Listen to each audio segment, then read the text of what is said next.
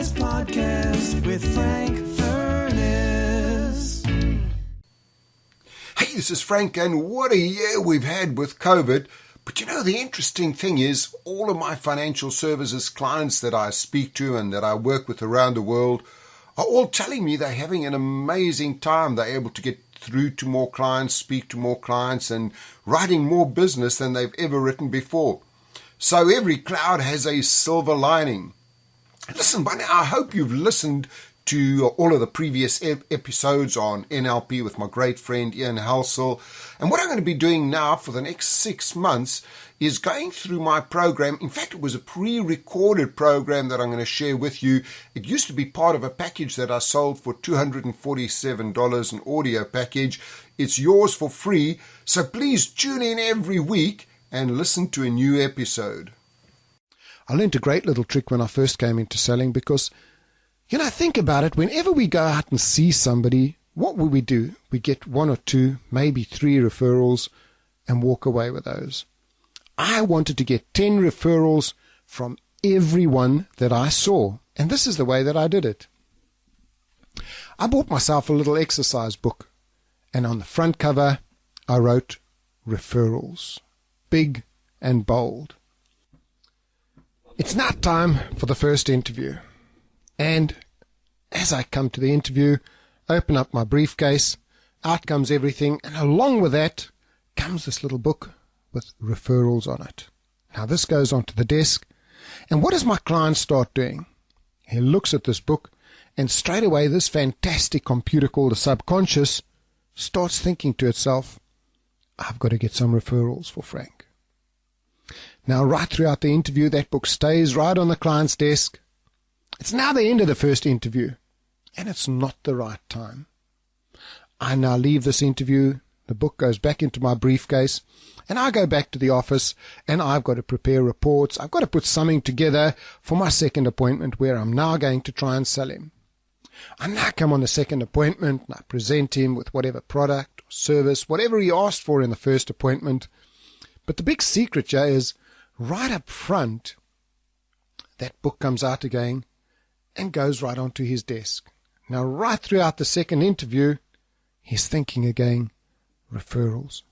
I've got to give Frank some referrals. It's now the end of the second interview. I've closed the sale, and the client loves me, he loves my company, he loves the products or the services I've provided.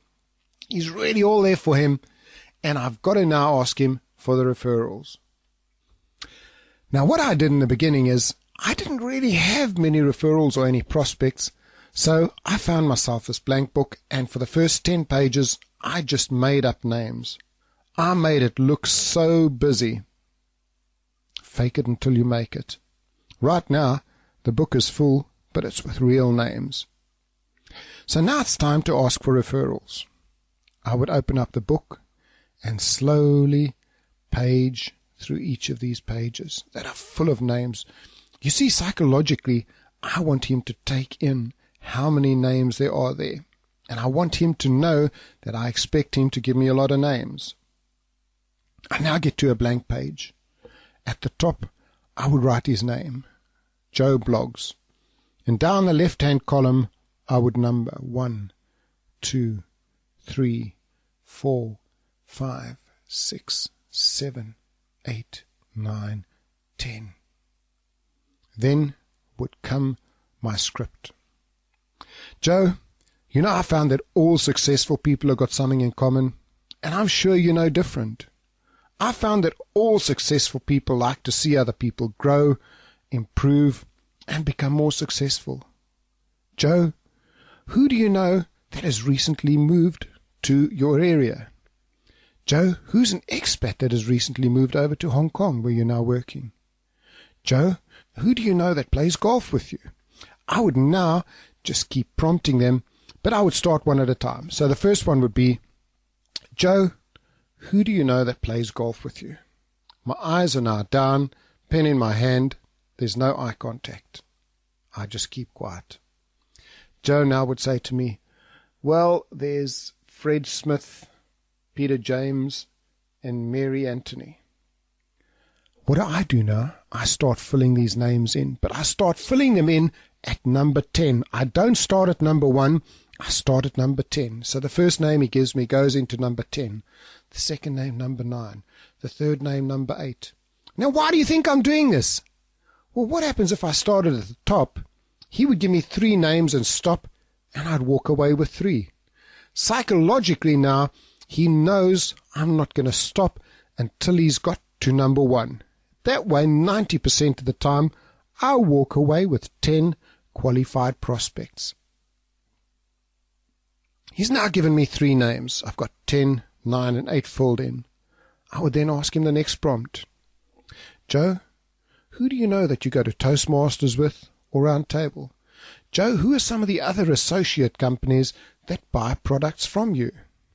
Joe, who are some of the other sales reps? And each time I ask him one of these, head down and just fill in the names. When I've got all of the names, I will now start getting more and more information and qualifying these names.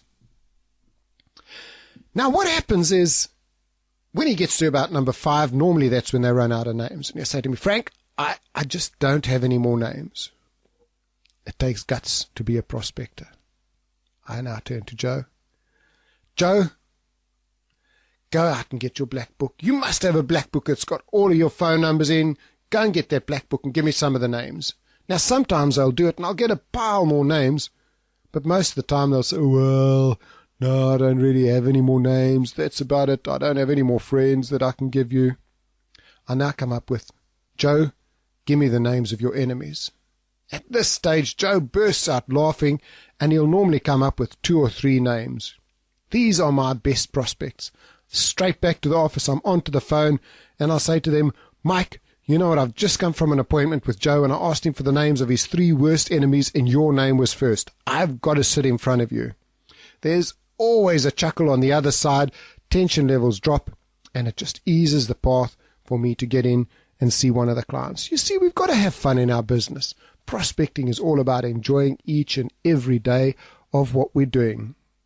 So referrals, I now walk away with 10 referrals from each and every client that I get. Hey, yes, it's me back again, Frank. I'm your sponsor, and I want to tell you about a series I've put together. It's actually been 2 years in the making. I have created the biggest online course for financial advisors.